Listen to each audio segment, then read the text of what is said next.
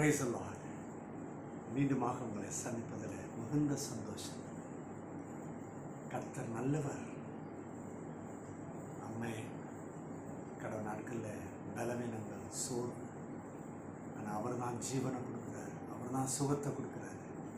நான் கர்த்தருக்கு நன்றி செலுத்துகிறேன். வாருங்கள் எனக்கு அருமையான தேவனுடைய ஜனமே, கர்த்தரை ஆராதிப்போம். ஆமென். ஹல்லேலூயா. ஸ்தோத்திரம் ஸ்தோத்திரம். பாடல்கள் பாடி கர்த்தரை துதிப்போம்.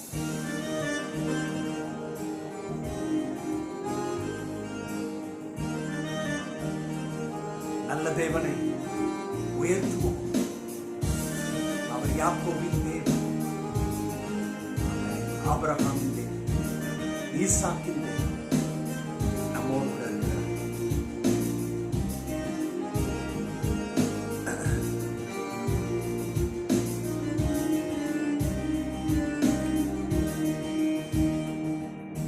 யாக்கோபின் தேவன் என் தேவன், எனக்கென்றும் துணையவரே, எந்நாளும் நடத்துவாரே. யாக்கோபின் தேவன் என் தேவன், எனக்கென்றும் துணையவரே, என்னை எந்நாளும் நடத்துவாரே.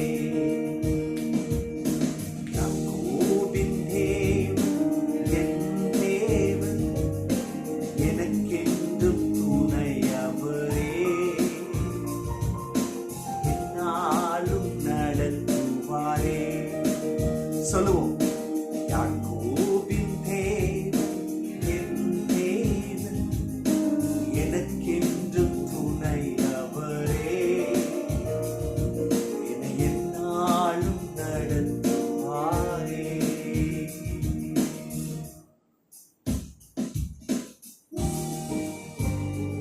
ஒவ்வொரு நாளும் நடத்துவார்.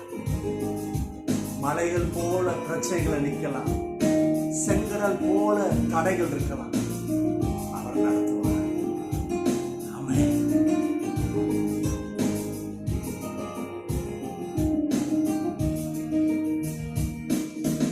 ஏதும் இல்லை என்ற கவலை இல்லை, துணையாளர் என்னை விட்டு விலகவில்லை. ஏதும் இல்லை என்ற கவலை இல்லை, துணையாளர் என்னை விட்டு விலகவில்லை. சொன்னதை செய்திடும் தகப்பன் அவர், சொன்னதை செய்திடும் தகப்பன் அவர். நம்புவேன் இறுதி வரை, நான் நம்புவேன் இறுதி வரை. சொல்லுவோமா? இயேசுவே. நம்புவேன் இறுதி வரை, நம்புவேன் இறுதி வரை. யாக்கோபின் தேவன் என் தேவன், எனக்கென்றும் துணையவரே, என்னை எந்நாளும் நடத்துவாரே. யாக்கோபின் தேவன் என் தேவன், எனக்கென்றும் துணையவரே, என்னை எந்நாளும் நடத்துவாரே. அமேசுவே, நீர் எந்நாளும் நடத்துவீர், ஒவ்வொரு நாளும் நடத்துவீர். உமது கரம் என்னை விட்டு விலகாது. காலங்களில் உமது பிள்ளைகள் ஒவ்வொருவரும் ஒரு சமூகத்தில் வந்து நின்று, இயேசுவே தெய்வமே, எங்களுக்கு நீர் வேண்டும் என்று சொல்லி நிற்கிறாங்க.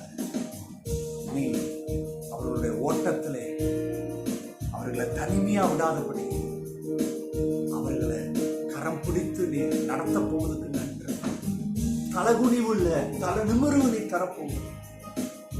பிள்ளைகள் எடுக்கிற தீர்மானத்தில் ஒரு கரம் இருக்கட்டும். இன்றைக்கு பிள்ளைகள் எந்த விஷயத்தை வாஞ்சித்து அதை உங்ககிட்ட தெரியப்படுத்துறாங்க, அதுல உங்களுடைய விருப்பம், உங்களுடைய சித்தம் இருந்ததுன்னா நீங்க அதை செய்து முடிப்பீங்க, செய்து கொடுப்பீங்க. தீமையானதை நீங்க தரமாட்டீங்க. தடுத்து நிறுத்துவீங்க. நீங்க அப்படி நிறுத்த போவதற்கு நன்றி. அதே போல உங்க சித்தத்தை நீங்க செய்ய போவதற்கு நன்றி. ஹல்லேலூயா. இயேசுவே நன்றி. நீ இதயத்தோடு கூட துதிக்கிறோம். நீ தொடர்ந்து உமது பிள்ளைகளாகி எங்களை நடத்துவீராக. ஆமென், ஆமென், ஆமென். தெய்வ மக்களே, இன்றைக்கும் கர்த்தர் நம்மை நடத்துவார். நீங்க கவலைப்படாதீங்க. கர்த்தர் நமக்கு உண்டு. ஆமென். இன்னைக்கு சங்கீதங்களின் புஸ்தகம் 115 அதிகாரம் 11 வசனத்தை ஆதாரமாக எடுப்போம். அந்த சங்கீத ஆக்கியோன் எப்படி சொல்றாரு? கர்த்தருக்கு பயப்படுகிறவர்களோ கர்த்தரை நம்புங்கள். அவரை அவர்களுக்கு துணையும் அவர்களுக்கு கேடயமாயிருக்கிறார். அவரே அவர்களுக்கு துணையும் அவர்களுக்கு கேடயமாயிருக்கிறார். ரெண்டு விஷயம். கர்த்தருக்கு பயப்படுற ஜனமே, நீங்க கர்த்தரை நம்புங்க. ஆமா, கர்த்தருக்கு இது பிடிக்கும், இது பிடிக்காது, என் குடும்பத்தில் இதுதான் இருக்கணும், இந்த தீமையான காரியங்கள் இருக்கக்கூடாது, என் பிள்ளைகள் சத்தியத்தை விட்டு விலகக்கூடாது இல்லையா, இந்த உலகத்தை அவங்க வாழ்க்கையில் உள்ள இழுத்துடக்கூடாது, அவங்க கவர்ச்சியில் மயங்கிடக்கூடாது இல்லையா, இன்னும் சொல்லிக்கிட்டே போகலாம். இச்சை உள்ள வந்துடக்கூடாது, கவர்ச்சி வந்துடக்கூடாது, இந்த உலகம் மோகம் அவங்கள கவர்ந்துடக்கூடாது.